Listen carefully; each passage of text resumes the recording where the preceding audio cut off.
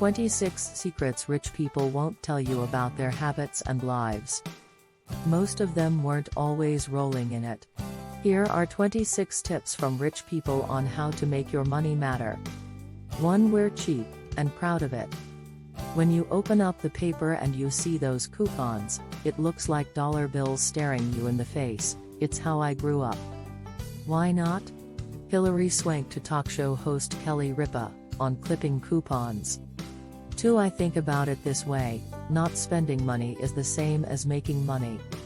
So if I save $2,000 by not flying first class, that's the same as someone paying me $2,000. Wouldn't you sit in an uncomfortable chair for 3 hours for $2,000? A successful Boston plastic surgeon learned some creative ways to save money you probably haven't thought of before. 3. I go to the ATM only once a week and pay for everything with cash. That way, I'm forced to stay on a budget without counting pennies and saving receipts. I can spend only what is in my wallet. I turn it into a game where each week, I reduce my ATM withdrawal amount by $20 to determine how low I can really go. Alan Corey, author of A Million Bucks by 30. 4. We're just like you. Millionaires tend to pay about $16, including tip, for a haircut at a traditional barbershop.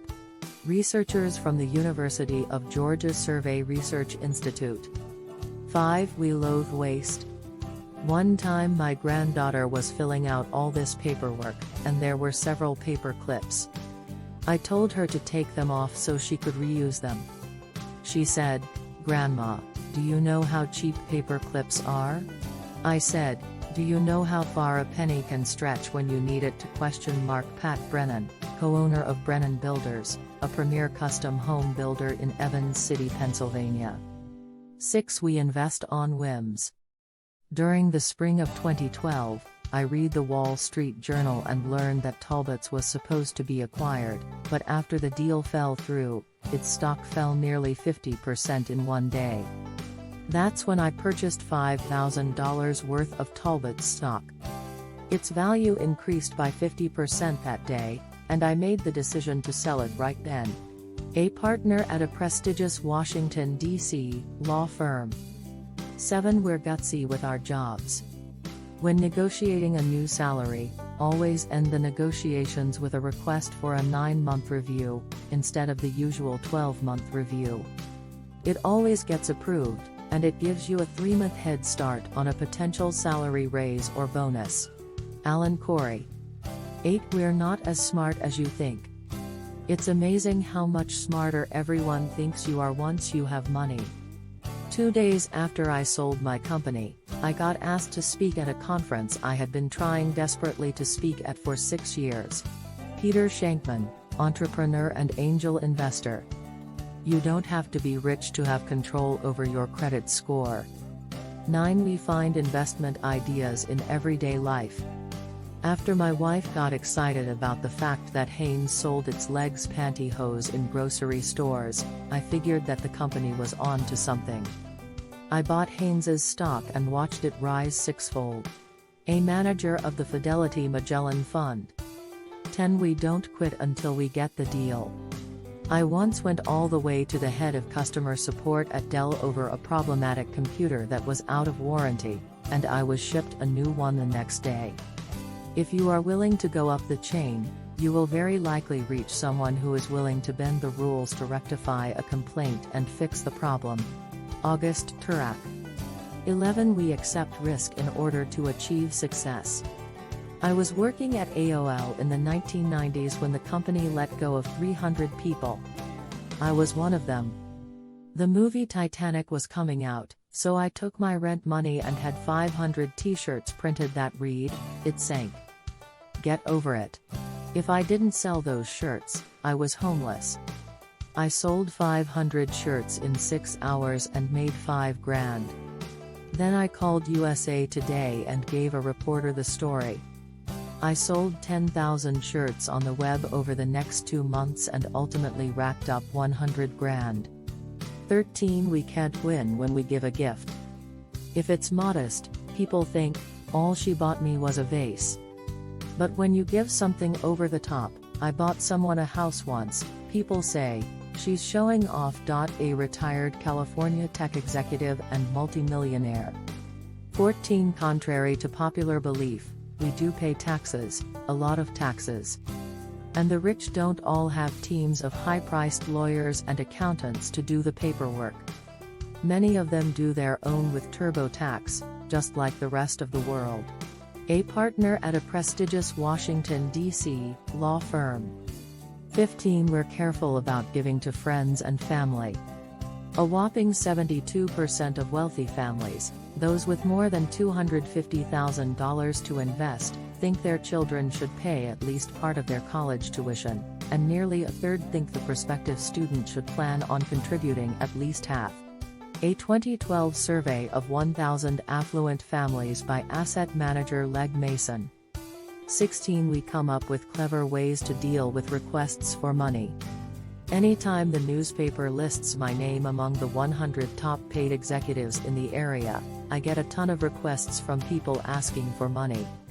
It happened so much that I had to come up with a strategy to deal with it. Now I say, I'm happy to give. I'll match however much you raise yourself. A retired California tech executive and multimillionaire. 17 We don't necessarily splurge on suits.